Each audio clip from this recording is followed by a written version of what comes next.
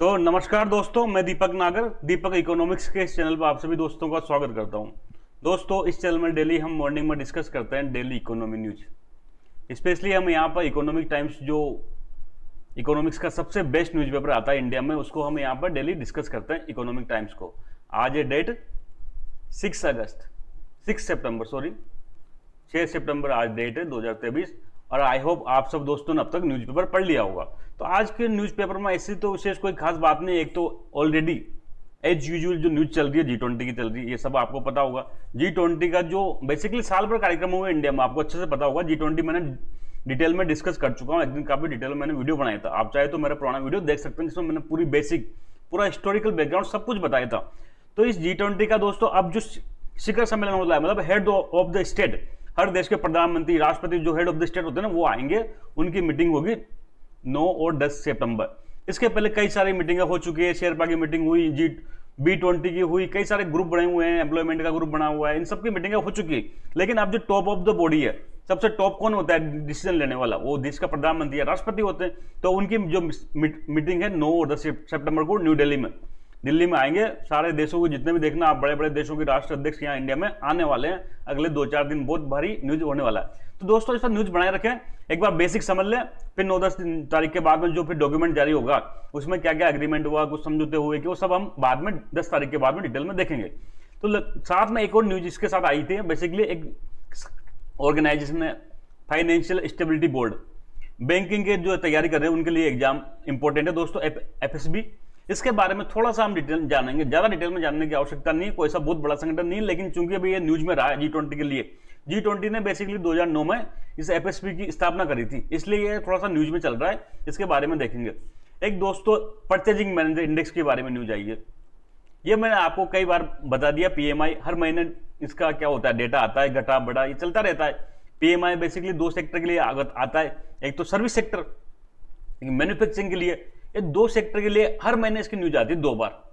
ये एक बार मैं इसको डिटेल में बता चुका कि भाई परचेजिंग मैनेजर इंडेक्स क्या होता है, कौन जारी करता है, S&P ग्लोबल क्या होता है, सर्विस में कैसे जारी होता है, मैन्युफैक्चरिंग में क्या होता है। 50 के ऊपर होता है तो ग्रोथ मानी जाती है, 50 के नीचे होता है तो कंट्रैक्शन माना जाता है।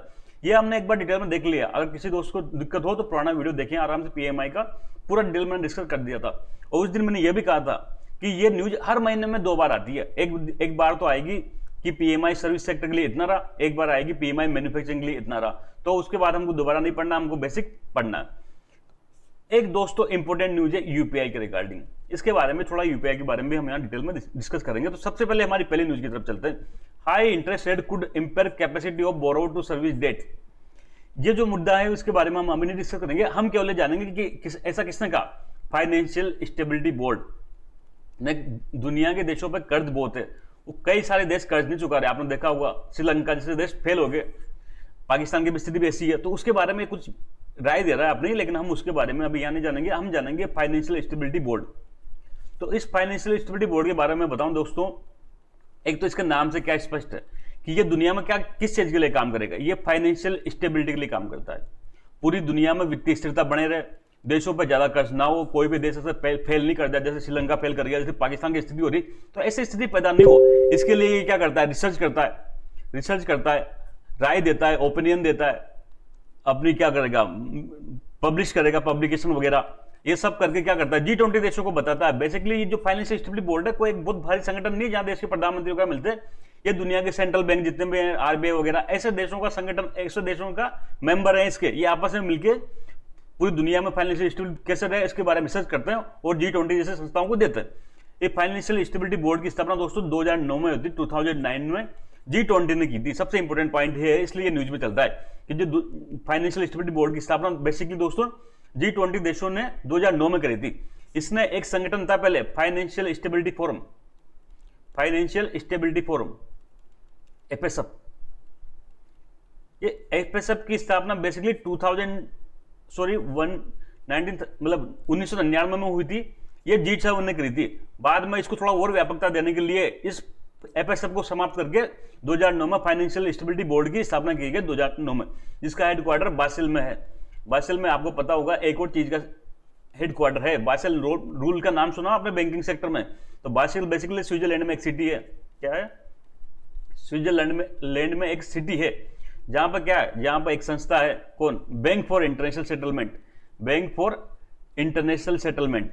तो इस बैंक ऑफ इंटरनेशनल सेटलमेंट के ऑफिस में ही, के हेडक्वार्टर में क्या है, इसका ऑफिस है दोस्तों, फाइनेंशियल स्टेबिलिटी बोर्ड का, जो पूरी दुनिया में फाइनेंशियल स्टेबिलिटी के लिए काम करता है। लेटेस्ट में आप देखो, ये एक चीज पे काम कर रहा है, एक क्रिप्टो करेंसी का नाम सुना, क्रिप्टो करेंसी, बिटकॉइन वगैरह। तो क्रिप्टो करेंसी इनसे आने से क्या हो रहा है, पूरी दुनिया में फाइनेंशियल जो स्टेबिलिटी है उसको संकट पैदा हो गया। जो परंपरागत जो करेंसी चल रही है जैसे इंडिया में रुपये, डॉलर, इनकी स्थिरता को संकट पैदा हो रहा है क्रिप्टो करेंसी के चक्कर में। तो ये क्रिप्टो एसेट के लिए कुछ रूल वगैरह बनाने के लिए इसको काम दिया गया था G20 के द्वारा, जिसको अभी ये इस पर काम कर रहा है। तो ऐसा ये ऐसे चीजों पर रिसर्च करता है और पब्लिश करके G20 को देता है। तो यहां तक इतनी बात थी फाइनेंशियल स्टेबिलिटी बोर्ड के बारे में। इससे ज्यादा हम नहीं जानेंगे। इसके मेंबर देशों, कई सारे देश हैं, कई सारे देशों के संगठन हैं, जैसे इंडिया से सेबी इसका मेंबर है, रिजर्व बैंक ऑफ इंडिया इसका मेंबर है। इसलिए इसको ऐसा कोई देश वाली बात नहीं है यहाँ पे ज्यादातर संगठन इसके मेंबर होते हैं। तो आप एक बार इसको न्यूज को देखें, FSB ने G20 लीडर को ये बताया है। और FSB के बारे में हम देखें तो फाइनेंशियल स्टेबिलिटी बोर्ड है, बेसिकली इसकी स्थापना 2009 में की गई थी। इससे पहले एक संगठन था, कौन सा, फाइनेंशियल स्टेबिलिटी फोरम, FSF, जिसकी स्थापना 1999 में G7 ने करी थी।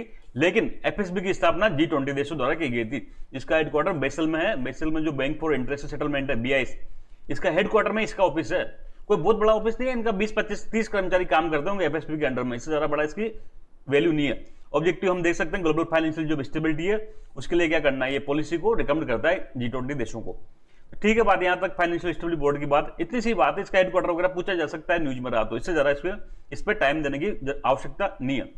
दूसरी न्यूज थी सर्विस सेक्टर की, जो सर्विस PMI है, मैंने आपको पहले बता रखा है। एक होता है purchasing manager index, purchasing managers index, PMI।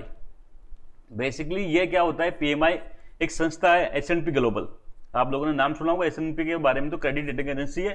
Credit rating के अलावा ये और कई काम करती है, उसमें से एक काम ये भी है कि ये इसका डेटा पब्लिश करती है। तो ये भारत में सर्विस सेक्टर का, मैन्युफैक्चरिंग सेक्टर का डेटा पब्लिश करती है।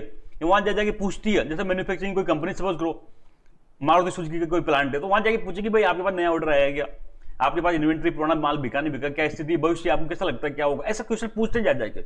अब वो कंपनी बताएगी कि नहीं यार हमारे पास तो बहुत नया ऑर्डर आ रहा है, इसका मतलब देश में मैन्युफैक्चरिंग सेक्टर ग्रोथ कर दी। जब उसके पास कंपनी पर नया ऑर्डर आएगा तब वो नया प्रोडक्शन करेगी, तो देश में ग्रोथ होगी। तो ऐसा क्वेश्चन पूछते हैं और फिर उसके आधार पर एक स्कोर देते हैं। 50 का स्कोर एवरेज माना जाता है। अगर 50 से कम है, सपोज करो 40 है, तो इसका मतलब ये माना जाता है कि देश में जो मैन्युफैक्चरिंग एक्टिविटी है, निर्माण की गतिविधियां वो कम हो रही है, कंपनियों को नए ऑर्डर कम प्राप्त होते हैं।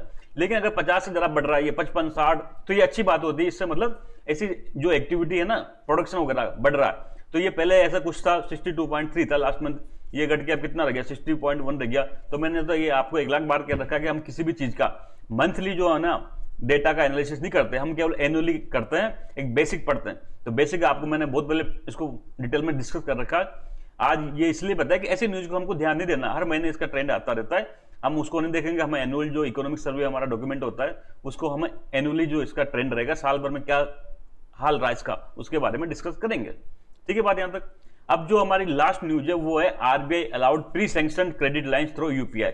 RBI ने क्या किया कि जो UPI होता है, यूनिफाइड पेमेंट इंटरफेस, उसमें प्री सैंक्शन क्रेडिट लाइन को अलाउ कर दिया। अब ये क्या मामला है हम देखेंगे। सबसे पहले तो आप यूनिफाइड पेमेंट इंटरफेस के बारे में जानो।